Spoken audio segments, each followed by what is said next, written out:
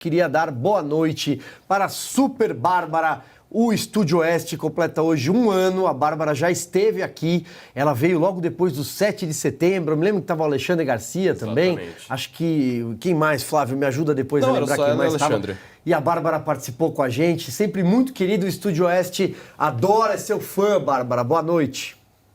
Boa noite, crianças! Boa noite, Flávio, boa noite, Silvio, boa noite, Fabi, boa noite, Cris, boa noite todo mundo que está assistindo. Parabéns pelo aniversário do programa. Uma satisfação sempre estar aqui. Assim, tô com cara de louca, porque eu tô meio louca mesmo. Hoje, assim, foi difícil, desdobramento em 1000 para acompanhar. Aí o pessoal fica assim, nossa, mas como é que você consegue acompanhar isso? Porque eu gosto, me gusta muito. E aí eu acho que eu já não sou muito normal mesmo de gostar desse tipo de coisa. Mas que satisfação estar aqui com vocês para poder comentar esses últimos acontecimentos de uma semana muito boa que a gente teve. Então, eu não sei quando a gente vai ter outra semana dessa, então eu vou comemorar. Muito bem.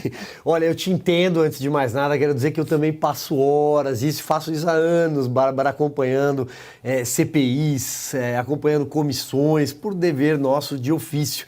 Então eu queria começar te perguntando sobre, não a sessão de hoje, mas aquela sessão anterior a tal, onde eu vi de tudo ali, né? A relatora, ali era uma mistura de programa de auditório com briga de vara de família, aquelas brigas quando é litigioso, que é complicado, telequete, aqueles programas antigos que revelam a minha idade, né? O que foi aquilo? Nossa, o que foi aquilo, né? Na verdade, foi uma surpresa para todo mundo, porque eu confesso, na primeira sessão anterior ao começo das oitivas, foi muito ruim, foi bem desanimador.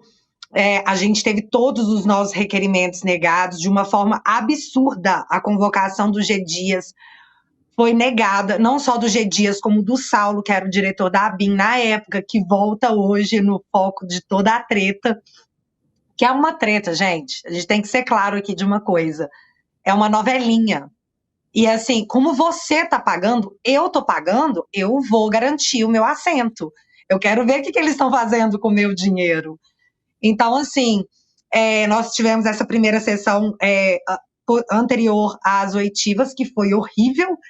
Eu fiquei bem desmotivada, falei até assim, não, eu vou focar lá na CPI da ZONG, porque aquela eu tenho certeza que vai dar bom, mas não aguento, gente. Aí começa a sessão ontem, eu já fiquei assim, será?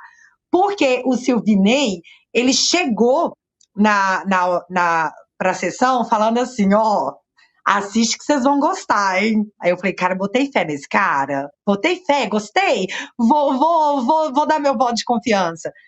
E o que a gente assistiu foi uma sessão de horrores, que é a tentativa. O que a esquerda quer fazer?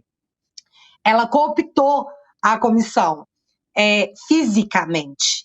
E agora ela quer cooptar a narrativa. Só que não rolou. O que nós assistimos ontem da senadora... Foi ontem? Não, foi anteontem a sessão.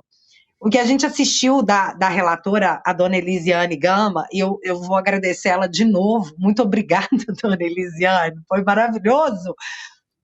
Foi um total despreparo para a arquitetura de uma narrativa que não colou.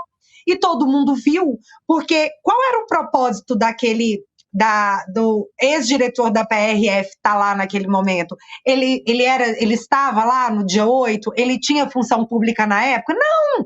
Então, assim, aquela CPI é para investigar o dia 8. E como que foi acordado, que foi um acordo, a convocação do G. Dias e do Saulo.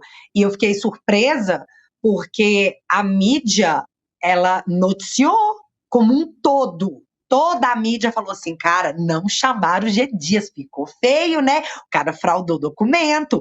O presidente da CPMI ficou envergonhado, ainda bem que ficou, né? Porque era o mínimo, e falou, não, nós vamos resolver. E ele resolveu com um acordo que seria...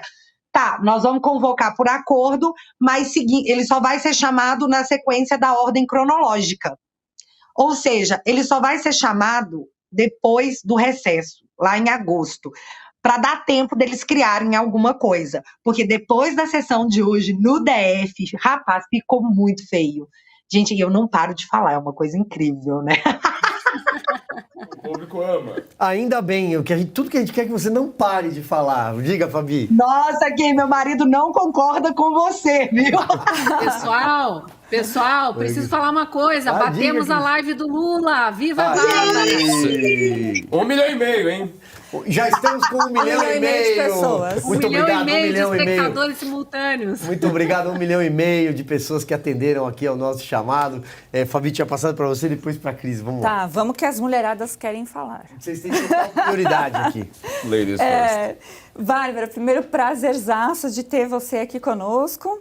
Eu fico muito feliz. Eu acho demais que você chama uma certa pessoa, aquele que a gente não pode falar o nome de best, né? Você fala meu best, eu acho isso demais. Ele é meu best para a vida toda.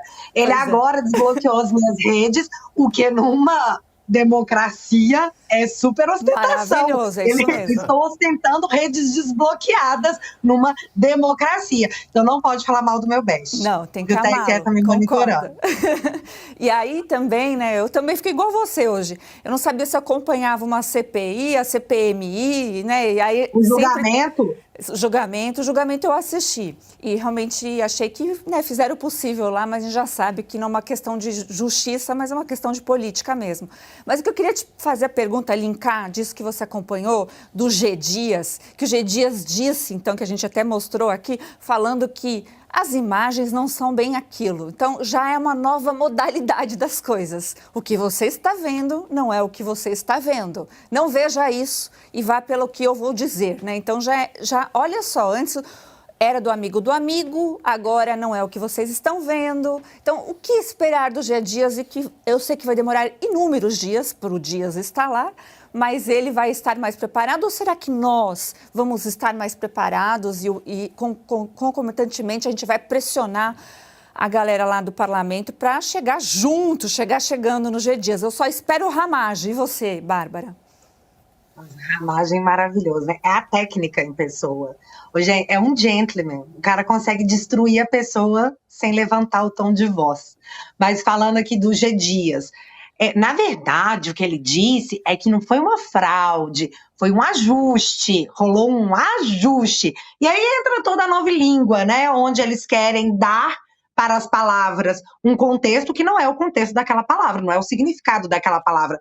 Ajuste quer dizer que você mexeu no documento e alterou o documento.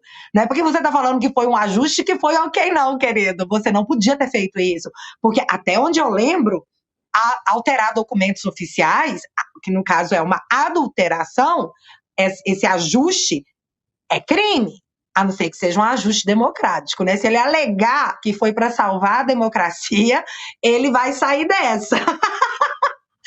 Mas assim, na CPI hoje, do DF, o G. Dias foi muito emparedado, e eu me preocupo com isso, eu imagino que ele vai ter que criar uma história plausível para justificar as coisas que foram questionadas hoje, que ele não respondeu.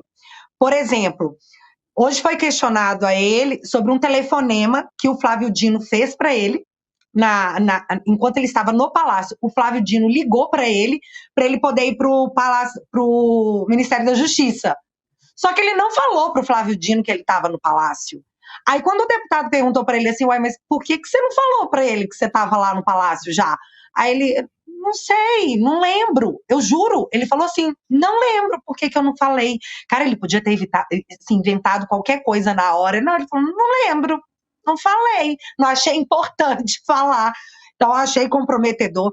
A Paula Belmonte, gente, eu tô encantada com essa mulher, porque ela levantou uma tese diferente, e aí que a gente tem que deixar claro que é uma tese e é da parlamentar, de que o Dino recebeu um documento e está até carimbado e tal. Aí o G. Dias falou assim, eu nunca vi esse documento. Ela, você nunca viu? Como você nunca viu? É do ministro da Justiça. Não, nunca vi. A tese dela é de que o Flávio Dino pode ter sabotado o próprio GSI, porque o Flávio Dino tinha interesse no GSI.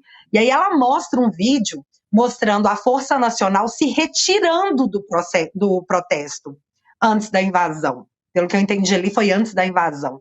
Então, assim, a Força Nacional se retirou, e de fato acredito que foi antes, porque eles não estavam lá na hora da invasão. E a Força Nacional é subordinada ao Ministério da Justiça. Então, ela levanta essa teoria de uma sabotagem ao GSI, porque o Dino queria o GSI, que é ligado ao Exército. Isso quem falou foi ela. Achei interessante, acredito que isso vá voltar na CPMI, esse tópico vai voltar na CPMI, mas o ruim é que ele vai ter tempo para se organizar, né? Ali na hora ele, tipo Chaves, né? Ele petrificou, ficou, nossa, fui sabotado, ficou lá refletindo, né?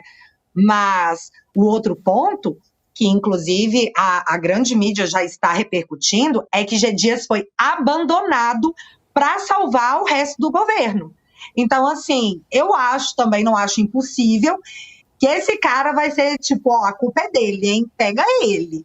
E vai ser o boi de piranha para não chegar nos demais integrantes do governo.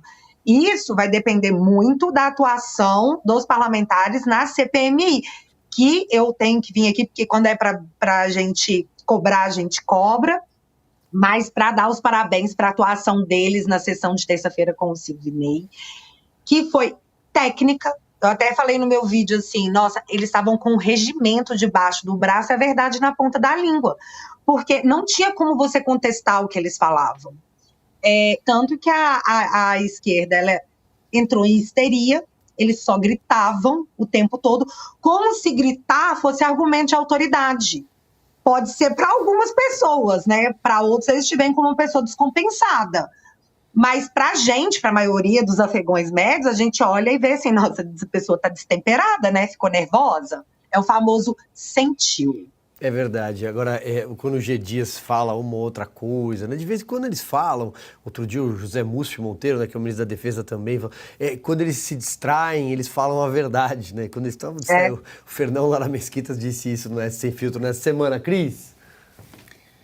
Bárbara, prazer estar aqui com você, dividindo tela de novo. Eu queria te pedir, eu sei que é difícil, mas como você acompanhou às 13 horas, e sim, a gente gosta dessas loucuras, né? Na época da Lava Jato, quantas e quantas delações e depoimentos, né? Aliás, eu vi um meme essa semana que foi fantástico, quando saiu a real audiência da primeira live do Lula, 6 mil, o pessoal colocou ele na audiência com o Sérgio Moro e dizendo, nesse podcast ele tinha mais audiência.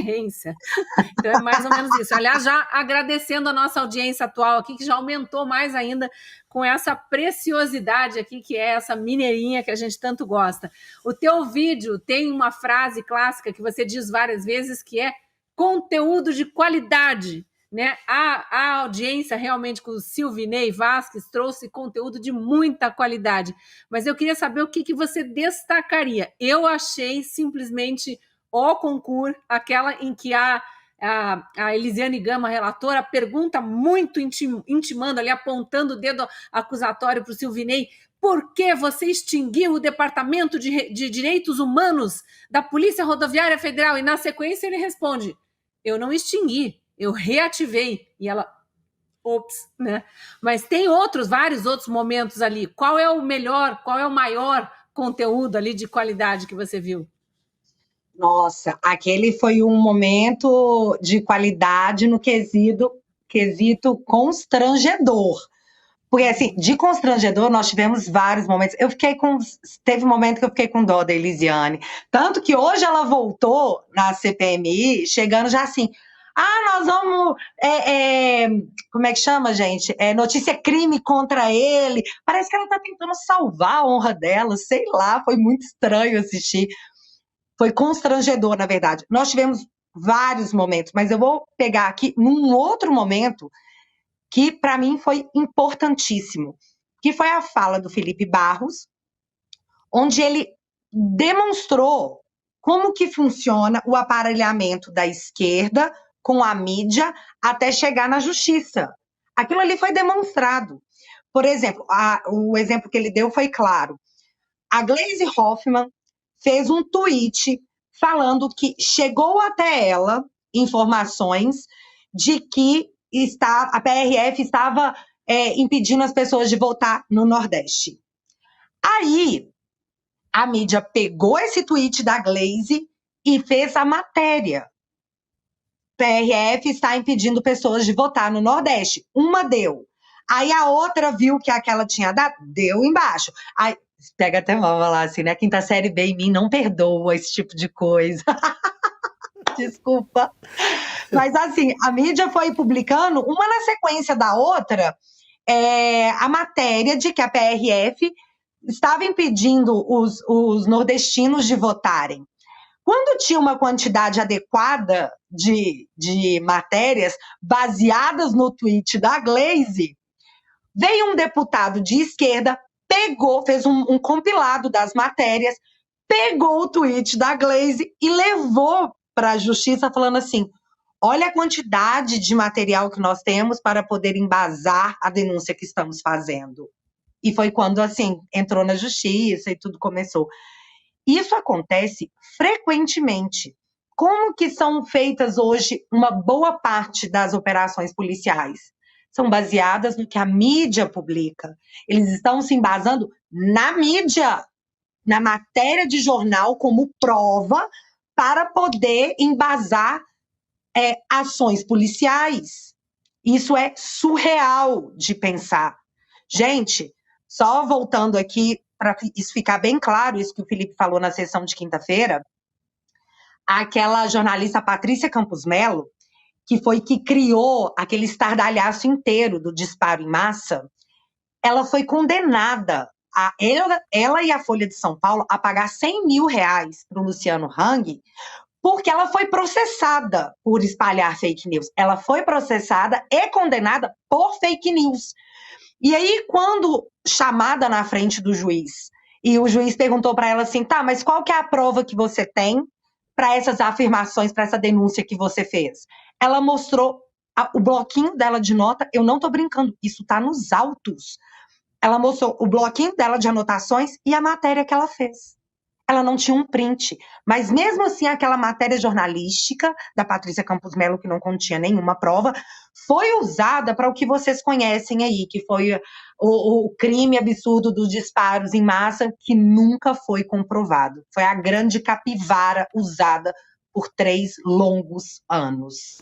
É verdade. Você falava de passagens, alguns momentos aí dessa sessão tragicômica, Bárbara, e aí a Marley escreveu aqui no nosso chat que é o momento em que a Elisiane pergunta sobre o currículo do Silvinei. E aí ele tem 4 graduações, 7 pós-graduações, mestrado, condecorações no exterior, né? E aí ela, aquele momento que você olha, você vê aquela cara de tela azul do Windows dela, assim, sabe? Acho que a assessoria falhou. Porque ela não pode interromper, né? A pergunta foi dela, e ela interrompeu ele várias vezes, porque ela não consegue, ela teve dificuldade de contextualizar uma pergunta. E ela é jornalista, ela não conseguia colocar os fatos dentro da pergunta de modo a formalizar aquilo de uma forma que quem ouvisse entendesse. Então, nossa, gente, foi muito constrangedor. Na hora que ela perguntou o currículo, ele começou a falar, ele ficou 2 minutos descrevendo o currículo dela. Eu, se fosse ela, ia falar, não, tá bom, nós já entendemos, tá? Não precisa continuar. Os assessores ali, vou te dizer, hein, assessoria da Elisiane Gama, ai, maravilhosa! Assessoria maravilhosa! Se no Brasil tivesse um inquérito para fake news, porque que vocês fizeram os recorte-cole ali, que eu vou te dizer, viu? Ainda bem que não tem inquérito aberto sobre fake news e que vocês são impunes. Diga, Flávio. Flávio tá querendo te dar boa noite, é que eu tá reclamando comigo, que eu tô falando muito. Boa noite, Bárbara. Boa noite. Sempre um prazer falar com você. Peraí, Flávio, eu não dei boa noite individual da Cris, é porque eu converso com a Cris no telefone, às vezes eu até esqueço. Cris, boa noite pra você, minha querida. E boa noite, Flávio. Aqui. Você já contou que o dia que você me mandou uma mensagem, eu fiquei assim, eu falei pro meu marido, tá me mandando mensagem. Nossa, fiquei mó tiete, depois eu fiquei com vergonha. Eu até te pedi desculpa, né? Eu falei assim, nossa, fui muito tiete, desculpa. A honra toda minha, Bárbara, sempre. A honra é toda minha. Olha só onde você chegou agora, né? Eu quero só fazer um comentário que quem inventou esse modelo de plantar uma notícia na mídia e depois ir lá no parlamento usar a mídia como fonte foi o Zé Dirceu, né? Ele usava alguns blogs sujos na época, né? E a gente não pedia quebra de sigilo, pedir pra tirar do ar, censurar, nada. nada, a gente só falava. Esses blogs são sujos. Hoje tem, inclusive, gente muito poderosa, né, dando entrevistas para esses blogs. Lembrando também que uma certa publicação aí chamou, né, não de adulteração, né, mas de edição. Foi uma edição, né? Quer dizer, o Gonçalves Dias está aí solto, assumindo isso, não sai preso, ninguém sai preso em nenhum momento, enquanto que o Anderson Torres passou, né, meses preso por um golpe de Estado, sendo que ele estava fora do país, né? Falando, gente, eu tô de férias, o que eu tenho a ver com um negócio como esse, né? Também falou, né, que deu no coração dele, né? Deu no coração, eu resolvi ir pra lá, né? Ou seja, fala umas coisas como... As pessoas podem falar umas coisas como essas e ninguém vai atrás. A minha pergunta, na verdade, eu quero lembrar sempre um livro que eu estou recomendando aqui para todo mundo. Se tiver algum político assistindo, por favor, leia. O livro só existe em inglês, infelizmente, né, sobre January the 6th, né, o 6 de janeiro lá dos Estados Unidos, onde está tudo se baseando. A prefeita Muriel Bowser, inclusive ela tem o sobrenome do vilão do Super Mario. A prefeita Muriel Bowser, ela, no dia 3 de janeiro, 3 dias antes, ela fez a mesma coisa. Recebeu informes, tá, da polícia, mesmo jeito. Olha, parece que vai ter um quebra-quebra aqui meio violento. E ela vai lá e fala assim, olha, eu tô fechando tudo isso aqui, ainda se gaba, né? Tô fechando tudo isso aqui, então eu sou uma melhor prefeita, não sei mais o quê. Um dia depois ela fala assim, olha, polícia, vaza, não quero ninguém aqui, por favor, deixa a área toda livre, venho aqui e destruam tudo, tá? A minha pergunta, eu tô aqui discordando um tiquinho de você, de toda essa animação. Os deputados aí, senadores, não sei, eles estão percebendo que tem uma narrativa em curso da esquerda, imitando o modelo americano, que é para falar assim, olha, nós precisamos esmagar a direita, então nós precisamos de inquérito, nós precisamos acabar com a liberdade de expressão, nós precisamos acabar com liberdade de aglomeração, precisamos acabar com todas as liberdades e aí sim nós teremos a democracia plena e perfeita. Olha que lindo que nós... Alguém está percebendo isso aí acontecendo e as provas agora aqui na cara de todo mundo? Olha, eu espero que tenham percebido, senão a gente está perdido, viu? Mas eu acho que perceberam sim. Mas é interessante, né, Flávio, pensar como que o que acontece lá tem um delay e aí depois acontece aqui. É uma coisa incrível. Quem diria, né, que um 6 de janeiro ia virar o 8 de janeiro no Brasil? É só para confirmar a tese, que o que acontece lá, acontece aqui. Se eu te falar que eu estou muito otimista, é mentira. Eu sou uma eterna otimista, eu tenho essa dificuldade. Mas a gente teve uma semana muito boa. A sessão de hoje foi muito boa. Mais uma vez, eles tentaram de todas as formas embutir uma narrativa que não colou. Não colou, tipo assim, meu filho, tá, onde você estava no 8 de janeiro? Você estava lá? Não, não estava. Você conhece? Não, os delegados lá falando, não, ele estava longe, são coisas diferentes. O 12 de dezembro é diferente do 8 de janeiro, então assim, não conectou nem com os delegados que estavam lá para poder expor todo o caso. Então, todo mundo ficou assim, tá, então, o que ele está fazendo aqui?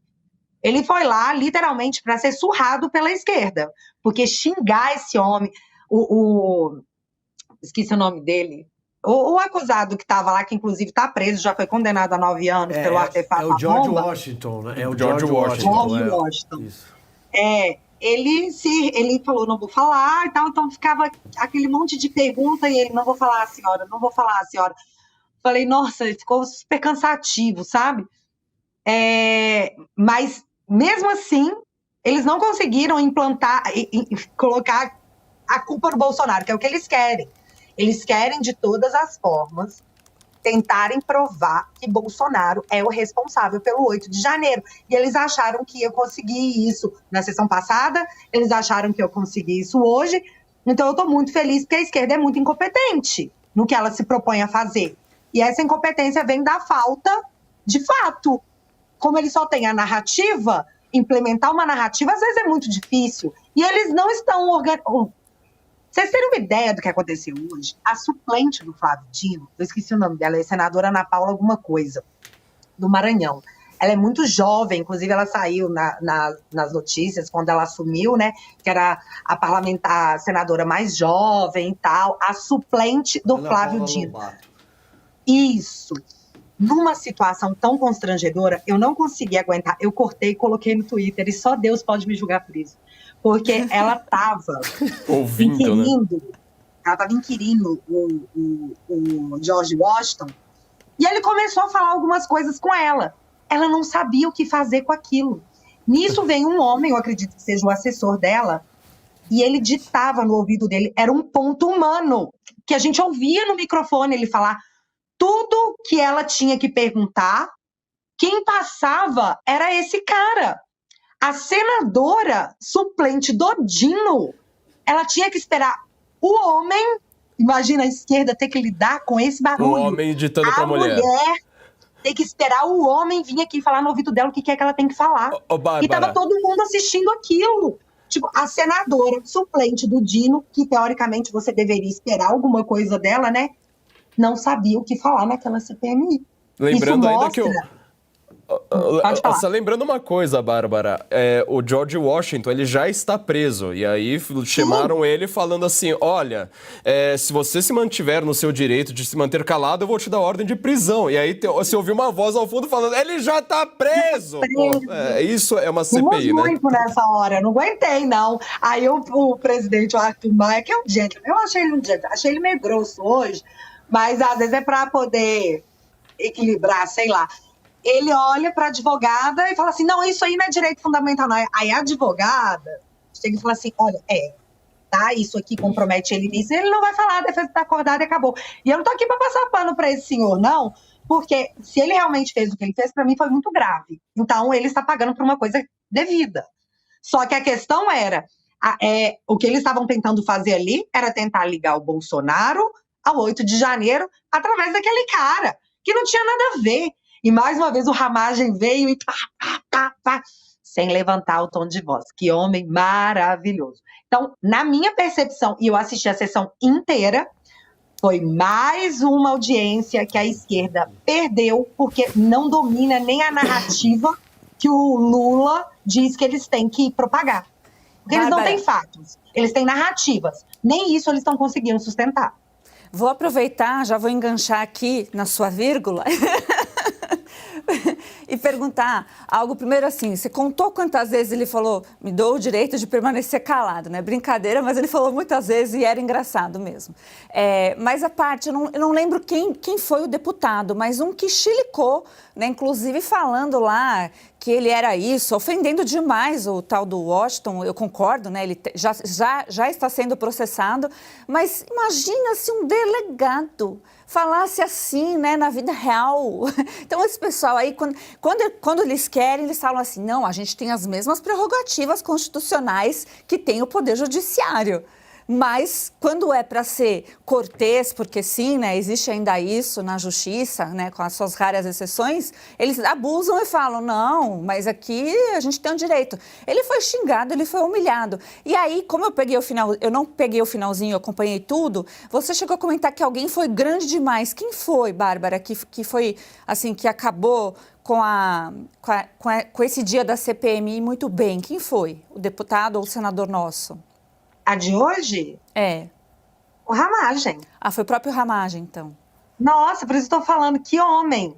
Porque ele tem a técnica, ele não fica ali, blá, blá, blá, blá, blá, blá, blá, blá. Ele vai no ponto objetivo. Tá, uma CPMI, para ela ser aberta, antes dela ser aberta, é bom deixar isso claro, é delimitado o objeto da investigação. Porque senão, você pode trazer tudo para dentro daquela investigação. Então, esse objeto tem que ser delimitado, você não pode sair dele.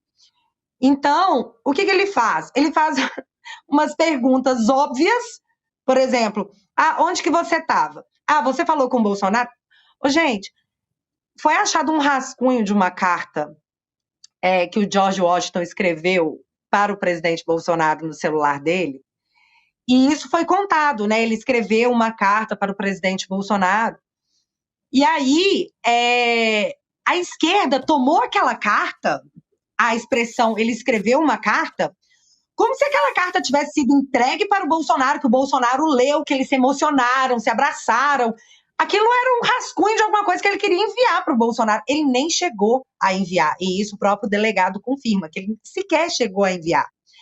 Num outro determinado momento e isso quem levantou também foi o Ramagem, através das perguntas que ele fez, foi o seguinte, peraí, deixa eu entender uma coisa. No seu depoimento, isso era com o delegado, perdão, no depoimento do acusado, ele fala que, já que ele viu que não ia acontecer nada, que o presidente não ia fazer nada, que as Forças Armadas não iam fazer nada, ele decidiu agir por conta própria. Pronto. Né, meu amigo? Então, ali você já acabou o assunto. Porque se o cara pensou assim, não, o presidente não vai fazer nada, as Forças Armadas não vão fazer nada, de onde veio essa tentativa de golpe? Ali já acabou. Foi uma série de coisas técnicas, assim, que fazem o Ramagem o craque do jogo nessa sessão. A da sessão passada foi a Elisiane. Nós vamos fazer um selo para os próximos programas, o craque do jogo. Na minha época, quem ganhava um motorrádio. Cris está fazendo um sinal aqui. A gente vai dar um bonequinho do Maduro. Batemos o recorde do Lula na segunda live agora, hein? 8.000.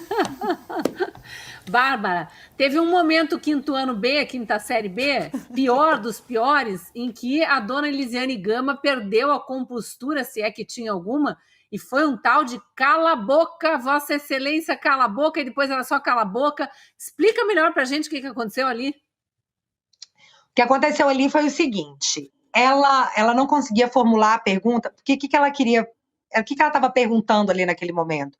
Ela estava querendo saber do Silvinei se ele tinha algum processo em andamento. E aí ele estava respondendo da seguinte forma, olha, se eu tenho algum processo em andamento, eu não fui notificado. Então, assim, a mídia fala muita coisa. Ser notificado, eu não fui. Então, eu não posso te falar se tem. Gente, isso foi claro, um aluno da quinta série B entenderia o que ele estava respondendo. Mas ela não aceitava aquilo como resposta. E ela ficava tentando empurrar, de modo que ela queria que ele respondesse assim, não, mas já que você está falando então que tem processo, então deve ter. Porque ele nunca quer falar uma coisa dessa, e ele se manteve nesse ponto.